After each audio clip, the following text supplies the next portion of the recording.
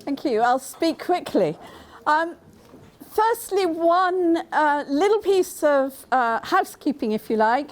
I spotted that there are quite a lot of people taking photographs of all the slides.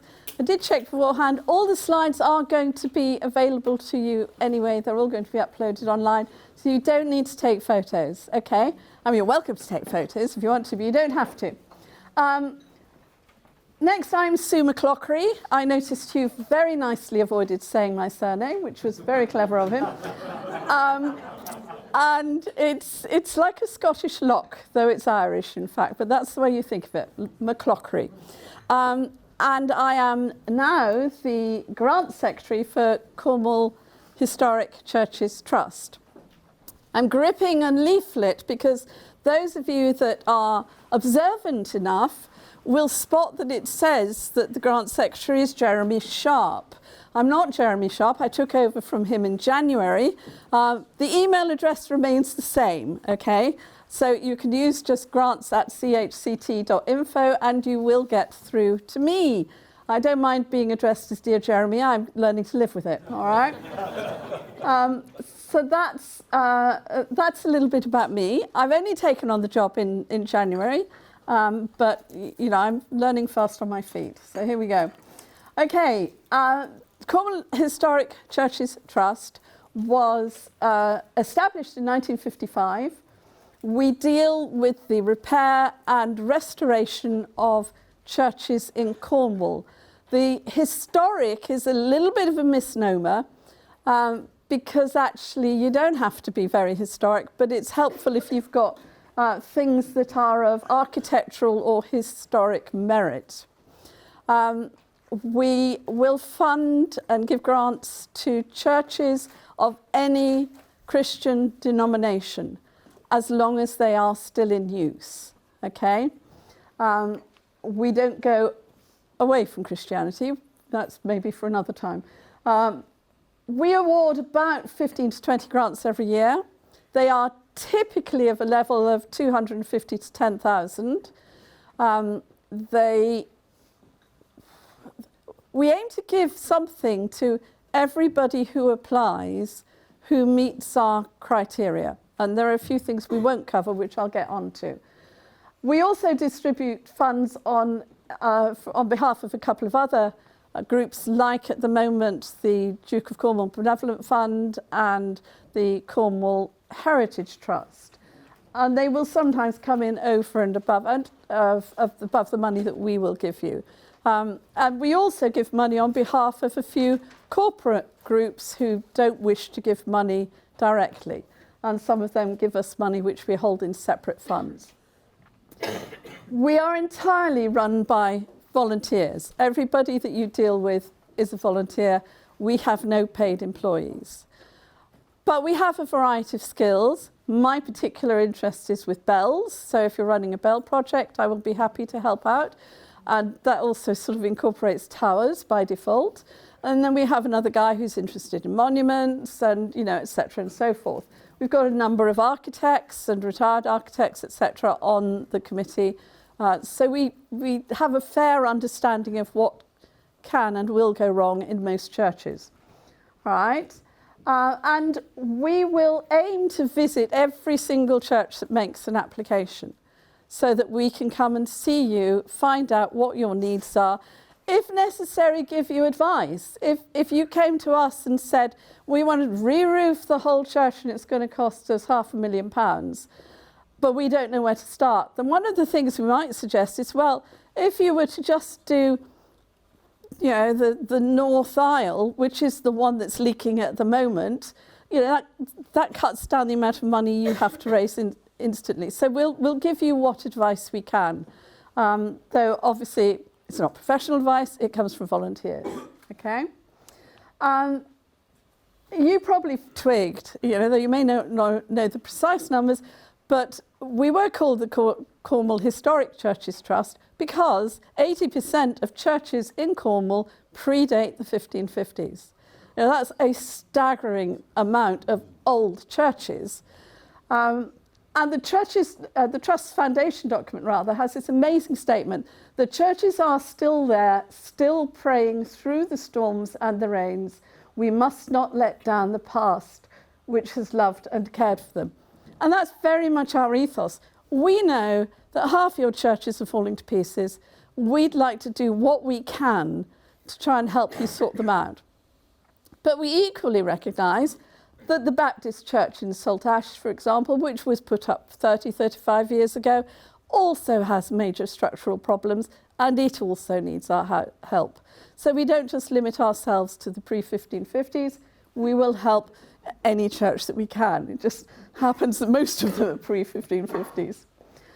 Our aim is that we want to encourage appreciation in heritage, make our buildings more attractive and safer, make the buildings better suited for community use, so you don't have to have buckets scattered all over the floor collecting the raindrops, work with local communities and try and make these places more financially viable simply by getting and allowing more people into them, by making them better buildings.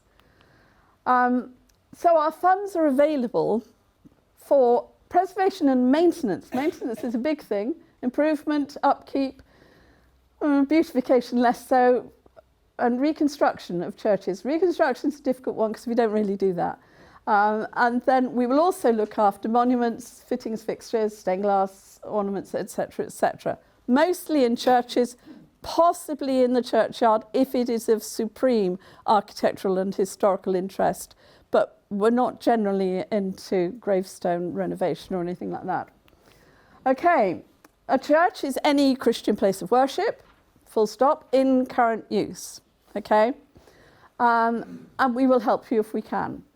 And well, as you've heard from some of the earlier speakers, we think our help is valuable when you come to apply to other grants because we are a first funder. We do not expect you to have 20% of your funds or 50% of your funds or any. You can come to us with nothing, saying, we're just starting on this, we're holding a village fete, but please, we need as much money as we can get, so can you help us? And we will certainly help you in any way we can. All right, so churches we helped in 2024. Come to good. The Quaker Meeting House is thatched roof. We helped them to replace the thatched roof and to upgrade their heating system. You'll probably spot that was £13,900, of which we gave them less than £10,000. The rest came from a sponsor who didn't want to deal with the church directly, but asked us if we would pass the money on. So, which is one of the things that we can do. Okay? It's a lovely place, it really is. Port Scatho, I don't know how you pronounce it actually. The United Reformed Church, we helped them to replace their roof. We gave them a grant for £5,000 to do that. Well, clearly it didn't cover the entire cost, but towards it. St Sampson's in South Hill, one of our repeat offenders. This was to overhaul and replace rainwater goods for £5,000. We gave them towards that project. South Hill, for those of you that are struggling with that, we need £500,000. Hell, go and talk to them. They are the most amazing fundraisers I've ever come across. They are all volunteers. They've raised their £500,000 by breaking the projects down into little bits, going to lots of different charities. They're just phenomenal. The lady who runs them is a force of nature, very decidedly. St Dennis, North Tamerton, we contributed £5,000 to their bell restoration project. If you ever get I'm speaking as bell ringer now, but if you ever get a chance to look at bells on a church floor, take it. They come out of the tower maybe once in 100 years. You will see something that you will never see again. And take your children with you because they will probably never see it again. And it is incredible to see these amazing things that have been up in towers for 1, 2, 3, 4, 500 years. They're just staggeringly beautiful, they really are. So that was that one. And there's far too small for you to read, but a list of the various other grants we gave. So last year it amounted to about £70,000 worth of grants that we gave out. Okay, And it was, yes, 15 or so churches. So we've got 3 types of grants: restoration and repair, small projects, and what we call maintenance and kickstart grants. We've run through that one already. We skip over that. So we prioritise our giving to structural work. So roofs, rainwater goods, and then eventually electrical safety and heating systems, because they will help to, keep your building safe and warm. But we will also support monuments, windows, bells, paintings, organs, and clocks. Minimum size of grant is £250, and our maximum grant is £5,000 if you are not a church member, £10,000 if you are a church member. Okay? We do not support new build works, kitchens, toilets, reorganising. All right? So we're just interested in making safe and secure and watertight what you already have. We don't provide any funding for boundary walls that, like your churchyard or whatever, unless the boundary wall is part of the church. And we don't fund car parks either. Okay? So it's very much orientated towards the church building. Then we have grants for smaller projects, so you're not going to spend too much on it, up to £10,000. And it tends to cover things like urgent repairs, or small bits of maintenance. So there's a slight patch of roof over there that needs a little bit of work on it, but nothing too major. That type of thing, okay? And we will offer grants of up to £1,000 or 25% of the cost of the scheme before VAT, whichever is less. Minimum grant size is £250. It's been mentioned before, VAT is currently claimable under listed places of worship. Get your work done quickly. I did have an application from somebody the other day that said, we are of course only allowed £25,000 in VAT refund. Now, I can't see into the future, but if anyone can persuade the government to extend the LPWS scheme, then that would be great.